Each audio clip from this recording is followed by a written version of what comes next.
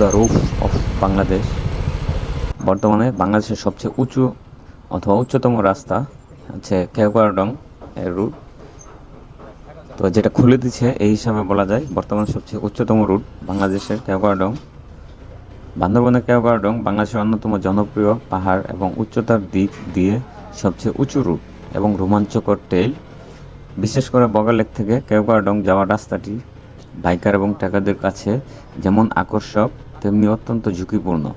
এ রাস্তায় যেমন কিছু জায়গা আছে যেখানে অনেক বাইকার নিয়ন্ত্রণ হারিয়ে পড়ে যান। তো বর্তমানে যেই ট্রেইলটি জুড়ে পড়ে যাচ্ছে তা ভিডিওতে দেখতে পারবেন, যেখানে হচ্ছে একটি ব্রিজ এবং একটি টিলাযুক্ত ব্রিজ এবং সামনে আরেকটি ব্রিজ আছে। এই ব্রিজ থেকে মূলত খাড়া হয়ে একদম রাস্তাটি চলে গেছে উপরের দিকে, আর এখানে ম্যাক্সিমাম বাইকার নিয়ন্ত্রণ হারিয়ে পড়ে যাচ্ছে। তো এখানে কিছু কথা বলে রাখি যে কেওক্রাডং ট্রেইলের সবচেয়ে কঠিন এবং ঝুঁকিপূর্ণ পয়েন্ট সমূহ হচ্ছে চিংড়ি পাহাড় এর পার অথবা দার্জিলিং পাড়ার খাড়া রাস্তা, বগালেক পার হওয়ার পর চিংড়ি ঝর্ণার কাছাকাছি এলাকা এবং দার্জিলিং পাড়ার আগের খাড়া ডালগুলো অত্যন্ত বিপজ্জনক। এছাড়া পেঁপে বাগান এলাকাগুলা, এখানে প্রায় দুর্ঘটনা ঘটে। রাস্তাটি এখানে অত্যন্ত খাড়া এবং বাঘগুলো বেশ ব্লাইন্ড স্পটে আছে, যাকে আমরা হচ্ছে বলি অন্ধ স্থান বলি। এছাড়া কিছু কেওক্রাডংয়ের বেস ক্যাম্পের দিকে কিছু খাড়া ডাল আপনারা পেয়ে যাবেন যেখানে চাকার গ্রিপ ধরতে চায় না। তো এখানে আসলে কেন আমরা হচ্ছে বাইক নিয়ে পড়ে যাই একটু বলি। এখানে বিষয়টা হচ্ছে পাহাড়ের কিছু কিছু জায়গায় এখানে ডাল হচ্ছে 60 থেকে 70 ডিগ্রি পর্যন্ত খাড়া। এই খাড়া রাস্তা দিয়ে ওঠার সময় অথবা নামার সময় সঠিক গিয়ার এবং ব্রেকের সমন্বয় করতে না পারলে বাইক উল্টে যায়। পাহাড়ের অনেক জায়গায় পিচ ঢালাই রাস্তার উপর কিছু ছোট নুড়ি পাথর থাকে অথবা বালু থাকে বা শুকনো মাটি, অথবা বৃষ্টি পড়লে রাস্তাটা ভিজে থাকে, এখানে চাকার ব্রেক ধরলেই স্কিড করে।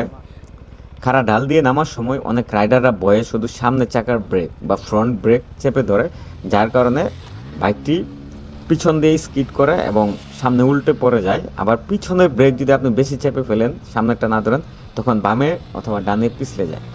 খাড়া পাহাড়ে ওঠার সময় দ্বিতীয় অথবা তৃতীয় নম্বর গিয়ারে থাকলে তখন বাইকটি নিয়ে যখন উঠতে থাকবেন তখন একটা পর্যায়ে বাইকটি মিডিল পয়েন্টে অথবা মধ্য রাস্তা থেকে পাওয়ার কম দেবে এবং পড়ে যাওয়ার সম্ভাবনা থাকে বেশি। আপনি সমতলে হাইওয়েতে যত ভালোই রাইড করেন না কেন, পাহাড়ের রাইড এরকম হবে না। পাহাড়ে আপনার এক্সপিরিয়েন্স লাগবে এবং ব্লাইন্ড টার্নিং পয়েন্টগুলোতে আপনাকে অবশ্যই হর্ন দিতে হবে।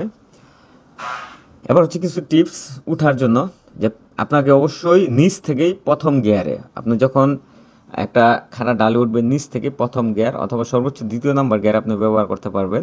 ব্যবহার করে আপনি একটানা উঠে পড়বেন। তো এখানে মাঝপথে অথবা মধ্য রাস্তায় আপনি ক্লাস চেপে ধরে গিয়ার শিফটিং করতে যাবেন, এটা কিন্তু খুব রিস্ক। ক্লাস চেপে ধরা যাবে না। থ্রটল বা অ্যাক্সেলারেশন একদম সমান রাখুন যেন ইঞ্জিন পর্যাপ্ত টর্ক পায়। ঢাল দিয়ে নামার সময় ভুলেও নিউট্রাল অথবা ক্লাস চেপে নামা যাবে না। বাইকটি 1 নাম্বার গিয়ারে রেখে ক্লাস ছেড়ে দিয়ে আস্তে আস্তে নামবেন, একে ইঞ্জিন ব্রেক বলা হয়। এর ফলে ইঞ্জিন নিজেই বাইকের গতি নিয়ন্ত্রণ করবে এবং ব্রেক ব্যবহারের ক্ষেত্রে পিছনে 60% থেকে 70% এবং সামনে 30% আলতো করে সামনের ব্রেক ব্যবহার করেন, বাইকটি আস্তে আস্তে নিচ থেকেই নেমে যাবে। তো আরেকটি ব্যাপার হচ্ছে টায়ার প্রেশার। আপনার যখন পাহাড়ে রাইড করবেন অবশ্যই নর্মাল প্রেশার থেকে টায়ার প্রেশার 2 থেকে 3 পিএসআই কমিয়ে রাখবেন অথবা 5 পর্যন্ত কমিয়ে রাখতে পারবেন। এতে টায়ার এর গ্রিপটা বেশি পাবে, চাকা জুড়ে গ্রিপটা বেশি পাবে। এছাড়া যে চিংড়ি পাহাড় ঝর্ণা অথবা পেঁপে বাগান এলাকায় যদি আপনি পিছনে পিলিয়ন নিয়ে যান, তো পিলিয়নকে এইটুকু অংশে নামিয়ে দিলে আপনার সেফটি হবে। তবে পাহাড়ে সবসময় একা রাইড করার চেষ্টা করবেন। একা রাইড করা খুব মানে ইজি এবং আপনি সহজে উঠে যেতে পারবেন। আর একটা ব্যাপার হচ্ছে পাহাড়ে যখন আপনি আপে উঠতে থাকবেন তখন আপনার শরীরে বটা সামনের দিকে একটু দিয়ে রাখবেন বা ঝুঁকে থাকবেন, তাহলে সামনের চাকা মাটি থেকে একবার উঠে যাবে না। অথবা যখন নামবেন তখন শরীরের বটটা নামার সময় একটু পিছনের দিকে দিয়ে রাখবেন, তাহলে চাকাটি স্কিড করতে পারবে না। প্রতিটি বাঁকে অবশ্যই প্রতিটি টার্নিং পয়েন্টে পৌঁছার আগে আপনাকে হর্ন দিতে হবে পাহাড়ে, এবং বাম লেন ধরে পাহাড়ে বাইক রাইড করতে হবে। এছাড়া অপোজিট থেকে যদি চাঁদের গাড়ি অথবা অন্য কোনো বাইক আসলে আপনি টার্নিং পয়েন্টে যদি দেখতে না পান তাহলে আপনাকে অবশ্যই হর্ন ইউজ করতে হবে। হুম যদি আপনার পাহাড়ে অফ রোডে পূর্বে অভিজ্ঞতা না থাকে তবে আপনি অল্প কিছু কিছু জায়গা পাহাড়ে রাইড করে এক্সপিরিয়েন্স নেন, তারপর হচ্ছে আপনি কেকড়াডং বা অথবা এরকম ঝুঁকিপূর্ণ জায়গায় যেতে পারেন। তো সবাইকে ধন্যবাদ। আসলে এগুলো আমার পার্সোনাল মতামত, এগুলা আপনি নিয়ম পালন করতে পারেন। এছাড়া আপনি অবশ্যই সেফটি মানে একটি ভালো হেলমেট, নি গার্ড এবং এলবো গার্ড পরিধান করে, গ্লাভস পরে অবশ্যই পাহাড়ে রাইড করবেন। ধন্যবাদ সবাইকে। তো সামনে যে রাইডার উনি হচ্ছে হোন্ডা সিভি ট্রিগার 2017 সালের মডেল। এই বাইকটি চালাচ্ছেন, এটি বয়স প্রায় 9 বছর, 9 বছরের উপরে হয়ে গেছে, প্রায় 10 বছর। 10 বছরের পুরাতন একটি বাইক নিয়ে, হোন্ডা সিভি ট্রিগার এই বাইকটি নিয়ে উনি হচ্ছে কেওক্রাডং উঠতেছেন।